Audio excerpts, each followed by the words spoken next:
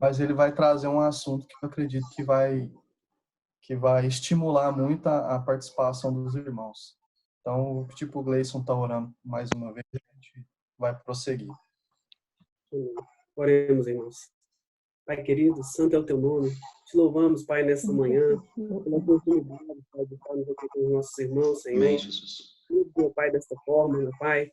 A situação que vivemos não é fácil, mas o Senhor tem o controle de tudo. Tudo está nas tuas mãos, Senhor.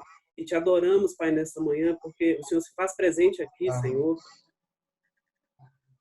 Amém. Se faz presente meu Pai, os corações da tua palavra, Senhor, através desse estudo, de conversão, Senhor, que possamos ser edificados,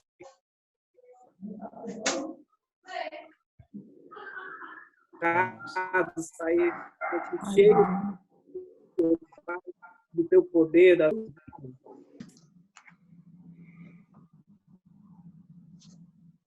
Amém. Amém. Amém. Os irmãos, todo mundo ouvindo bem aí, né? Eu vou puxar aqui então. Só fazer uma abertura rápida aqui, um resumo rápido. Hoje nós vamos começar então o quarto capítulo, né, do livro, que é esse livro aqui, ó. O livro fala sobre conversão. Ele faz parte do livro 9 Marcas, que aí, início era 9 livros, e agora, se eu não me engano, já são 10 ou 12 livros. Está disponível aí nas livrarias, na Vida Nova. Então, aqueles que quiserem comprar o livro, ele vai trazer uma edificação, né, para a sua vida espiritual, né, para a igreja. Então, ele é um livro que vai tratar muito o que a igreja precisa para ser uma igreja saudável. Então, esse é o que nós temos trabalhado aqui no decorrer desse mais de um ano já que nós estamos estudando, né? Já falamos aí sobre alguns livros, especificamente desse livro, hoje é o quarto capítulo, né? Então, o primeiro capítulo, nós trabalhamos sobre a questão do batismo, né? Que é a decisão que a gente toma em seguir a Jesus, em estar atuante na obra, representando, né, Deus e o seu povo. No segundo capítulo, nós falamos um pouco sobre a questão da salvação, que como que é essa questão, como é que funciona a salvação em si, né? E do que nós somos salvos, por que nós somos salvos, para quem nós somos salvos e como nós somos salvos, né? Foi o assunto que nós tratamos, e na semana passada nós falamos muito sobre a questão do arrependimento, né? Que o arrependimento ele não é algo apenas moral, mas ele é muito além, né? Ele vai transformar a sua vida de uma maneira integral, tá? Então hoje eu já vou puxar aqui o slide para que os irmãos possam, então, aqui acompanhar. Se vocês estiverem visualizando a tela aí, me dá um ok para a gente poder seguir aqui, então. Não está vendo o slide aí, irmãos? Amém. Beleza? Amém. Amém. Coordenando já deu um ok aqui. Vamos lá. Irmãos, você já parou para pensar sobre como que a igreja atual, né, a igreja moderna, ela tem falado do evangelho? Então, a gente vai falar também um pouco sobre isso. Então, nos 3 primeiros capítulos aqui, nós falamos um pouco sobre que a questão da conversão, ela é primeira e fundamentalmente obra de Deus em nós, né? Então, Deus ele fez tudo para que nós pudéssemos ser salvos, sermos salvos. Então, nós falamos também sobre a questão da fé, da graça, que eu me lembro que foi um assunto bem trabalhado aí com os irmãos, né? Mas essa salvação, né? Ela também, essa conversão, ela também tem uma parte nossa, né? Deus ele permite que nós participemos dessa obra, né? Então, ela não precisa só de uma decisão, mas uma mudança de foco interior na nossa adoração. Então, nós falamos muito isso na aula passada, sobre a questão da adoração. Então, quando você muda o seu foco, ou seja, a sua adoração não está em outros senhores senão Deus, você passa, então, a ter uma vida transformada por meio do arrependimento da fé, né? Uma das linguagens que são mais utilizadas pela Bíblia para salvação é cura. A gente percebe isso lá no livro de Isaías, eu coloquei aqui para facilitar. Lá o profeta diz: pelas suas pisaduras fomos sarados. Eu escrevi errado aqui, né? Então, fomos sarados pelas suas pisaduras. Vou até corrigir aqui, porque depois eu vou mandar aqui para os irmãos. Nós fomos. É interessante a gente observar essa figura de linguagem, vamos dizer assim, que traz uma profundidade maior no que tange essa parte da salvação, da conversão, né? Então, nós então estávamos doentes, né? Isso nos leva a pensar dessa maneira, né? Mas essa cura que Jesus nos traz, ela não é uma cura simplesmente física. A gente sabe que a obra de Deus é uma obra completa. Então, ela vai trabalhar a sua vida física, sua vida espiritual, né? A vida também material, no sentido de como você lida com essas coisas, falando um pouco mais da parte de mordomia, que a gente trabalha lá no discipulado, né? Então, existe um evangelho que o autor do livro chama de evangelho terapêutico, né? Mas o que ele quer dizer com esse evangelho terapêutico? A gente vai tratar um pouco aqui sobre isso também, né? Então, essa questão da cura, ela quebra a maldição que é trazida pelo pecado. Então, a partir do momento que você é salvo com Cristo, justificado por Ele, então aí Deus, ele olha para você e não enxerga mais o pecado, porque a justiça de Deus, ela foi executada em Cristo Jesus. Amém? Daqui mais 2 ou 3 slides eu vou fazer uma pausa e vou abrir aqui para os irmãos, para a gente poder discutir um pouco e ouvir um pouco a opinião dos irmãos. Amém? Então, irmãos, o que significa, então, ser santo? Né? Isso é um assunto muito polêmico quando a gente traz esse assunto. Né? Tá aí o Gleison, que gosta muito de falar sobre isso, né, Gleison? Sobre santidade e graça. Então, o que é de fato ser santo? Né? Ser santo é estar livre de impureza. Né? A palavra hebraica traduzida como santo vem do termo que significa separado. Então, quando a gente fala santo na igreja, né, então, de uma maneira geral, as pessoas nos julgam, né, ou alguns também se julgam ser superiores, ser um ser, né, que é santo, né, como Deus é santo, né, só Deus é santo. Né? Então, santo aqui no contexto bíblico, contexto do evangelho, é algo que é separado, né? Assim, o que é santo, ele não é mais comum, ele é algo sagrado. Ele é principalmente sagrado por ser algo limpo, né? Algo puro, algo que foi curado. Então, algo que antes não era santo, agora, através de Cristo, ele se torna santo, separado, né? Então, Deus, ele é santo no grau mais elevado, né? A Bíblia diz lá em 1 Samuel 2:2 que ninguém é santo como o Senhor, né? Então, tem um amigo meu que até justifica, né? Que ele torce para os santos por causa de um versículo lá no Novo Testamento que fala, né? Sede santos porque eu sou santo, né? Mas não é esses santos que eu estou falando, né? Estou falando do santo de ser separado por Deus, de ser propriedade exclusiva de Deus, né? De ser um povo, né? Que representa um Deus. Então, você vive no mundo, mas não faz parte desse mundo. Então, essa separação é o que significa de fato ser santo. Amém? Ser santo é ser separado. Eu quero abrir aqui com os irmãos esse texto para, no contexto bíblico, a gente poder discutir um pouco sobre essa questão. E aí, após esse slide, eu quero abrir o áudio um pouquinho aí para os irmãos poderem dar a sua opinião, a sua contribuição ou fazer algum questionamento. Se quiser já antecipar a pergunta aí no chat, a gente já providencia aqui a resposta, né? Então, se eu não souber, aí eu peço para o pastor responder. Se nós não soubermos, a gente vai orar e pedir resposta de Deus. Amém? Então, vamos lá. Colossenses 2, eu já deixei aqui, como de costume, separado. E nós vamos ler aqui do versículo 11 até o versículo 14. Eu vou sublinhar aqui para ficar mais fácil para os irmãos, tá? Então, vamos lá. No qual, né, em Cristo, né, no qual também estáis circuncidados com a circuncisão não feita por mão, no despojo do corpo dos pecados da carne, pela circuncisão de Cristo. Sepultados com ele no batismo, nele também ressuscitastes pela fé no poder de Deus, o que ressuscitou dentre os mortos.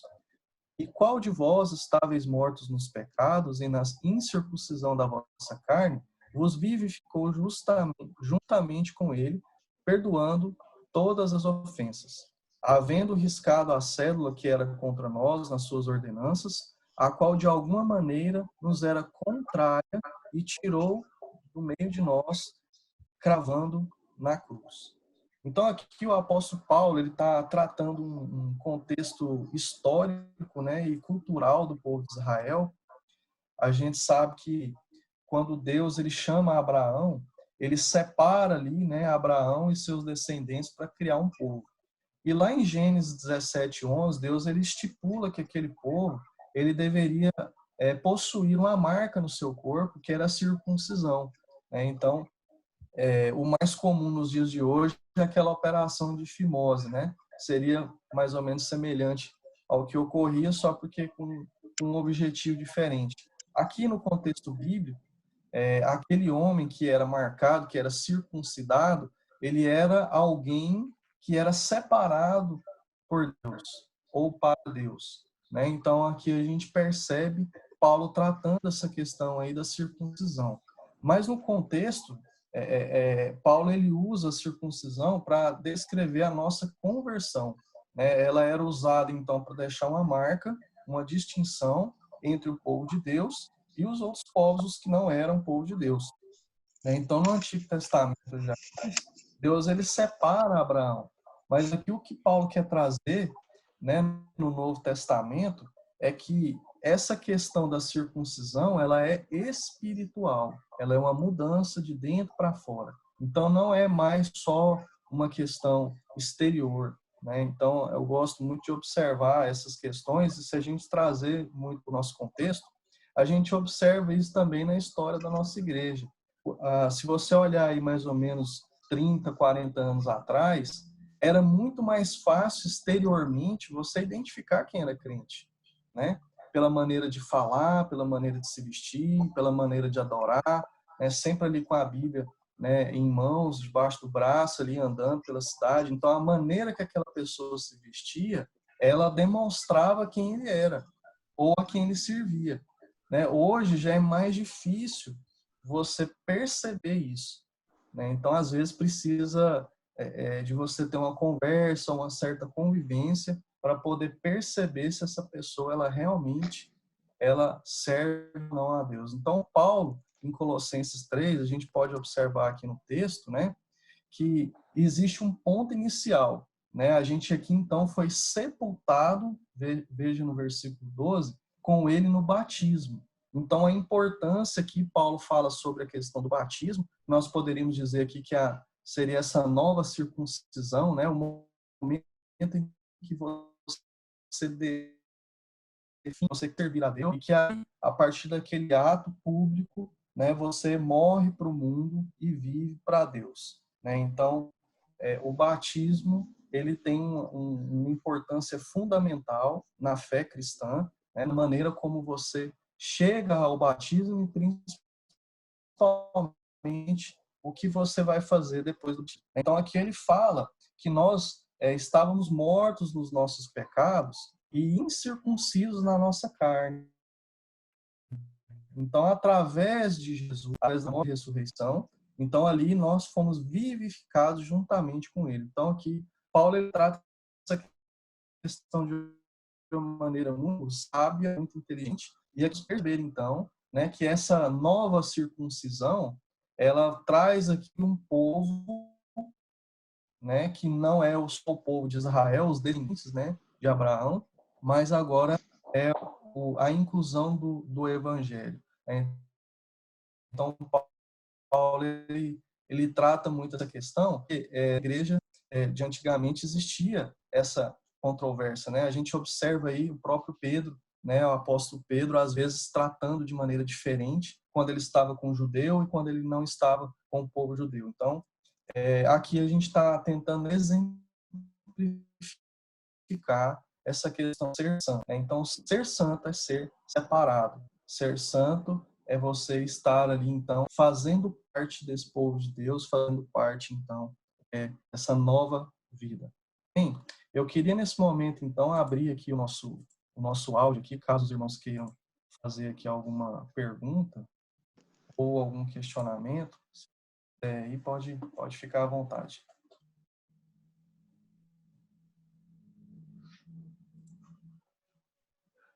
Amém, irmãos? Ninguém vai falar nada? Tá todo mundo aí? Amém? Então vamos seguir, então. Vamos lá.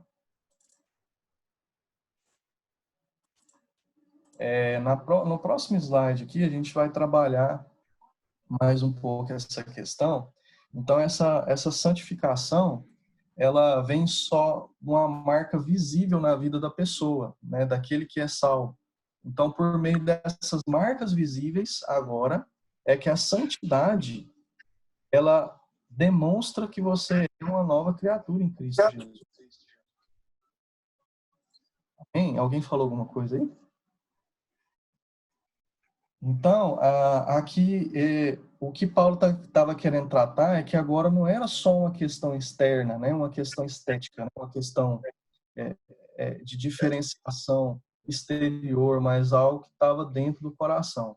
Então, o que identifica o verdadeiro cristão é o caráter da sua vida. Então, os frutos demonstram, né, quem de fato nós servimos, quem de fato nós buscamos.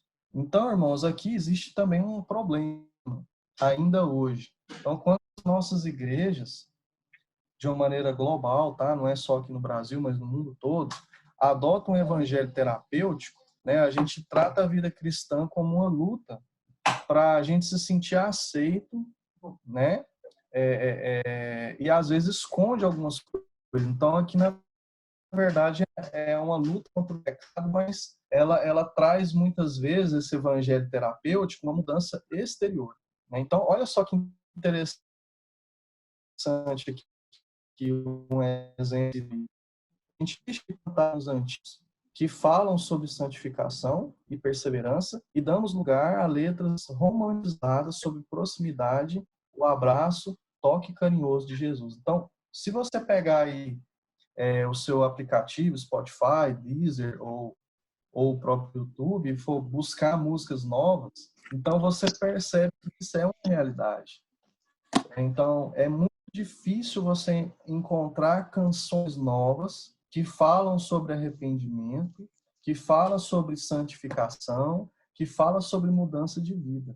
Então, hoje, a maioria dessas canções, trazendo isso porque é um tema mais fácil dos irmãos entenderem, elas trazem uma adoração não a Deus, mas ao próprio homem, né? O homem, ele é o centro, né, da sua própria adoração. Então, o importante não é o que Deus faz através do homem, né? Mas é o que Deus faz para o homem e o homem a si mesmo.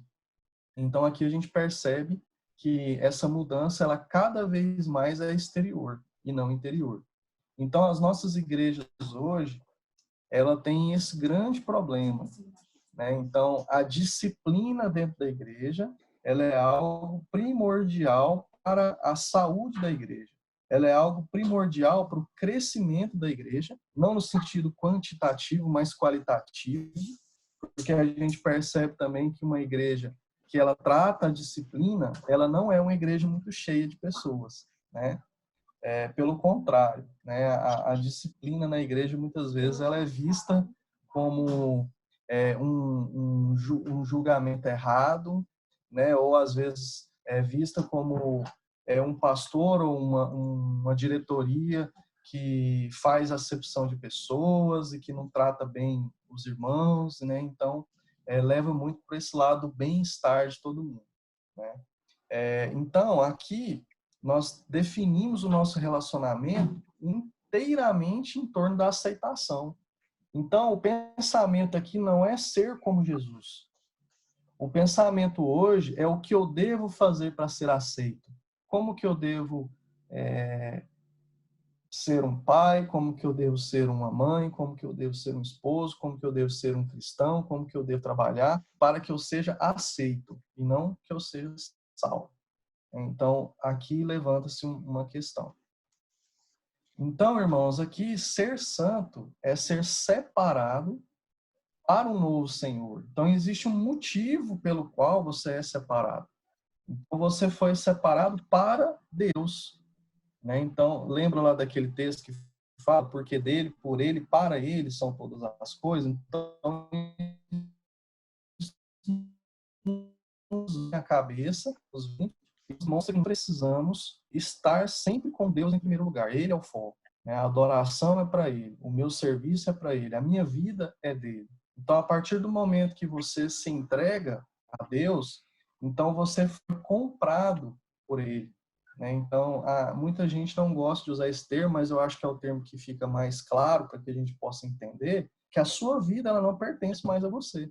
Né? Então, você escolhe então fazer parte desse povo, né, e ser separado para Deus. Ele passa a ser o seu Senhor. Então, a santidade é importante, né, porque ser separado significa viver no mundo, mas não compactuar com as coisas do mundo. Paulo ele também fala isso, né? Vós não sois deste mundo. Então eu gosto de brincar aqui e falar que nós somos ETs, nós somos extraterrestres. Nós fazemos parte do mundo, nós vivemos no mundo, né? Mas a gente não faz parte das coisas do mundo, né? Ou não concorda com as coisas como o mundo ele faz. Um termo que eu gostei muito da gente ter utilizado, quando nós estudamos lá sobre membresia, não sei se os irmãos se lembram, mas nós falamos aí, então que a igreja ela é como se fosse ali uma embaixada em um território estranho. Então, aquele território que a igreja pertence, aquele território físico, aquele território geográfico, ele é como se fosse um pedaço do céu aqui na terra, no sentido de ser regido pelas leis de Deus, né, pelos mandamentos de Deus. Então, ali, aquele povo, né, ele segue um Senhor. Ali não é o presidente Bolsonaro ou os chefes, né, do Estado que regem as normas, mas sim o Rei Jesus Cristo. Eu quero abrir aqui também com os irmãos, lá em Romanos 6, para a gente poder falar um pouco mais sobre essa questão da separação para um novo Senhor. Eu vou colocar aqui na tela para a gente poder ver como que Paulo ele trabalha essa questão em Romanos 6, porque ele traz aqui, então, várias questões que a gente pode trabalhar aqui hoje com os irmãos. Deixa eu só diminuir. Então, olha só como que Paulo inicia aqui o versículo 1. Que diremos, pois?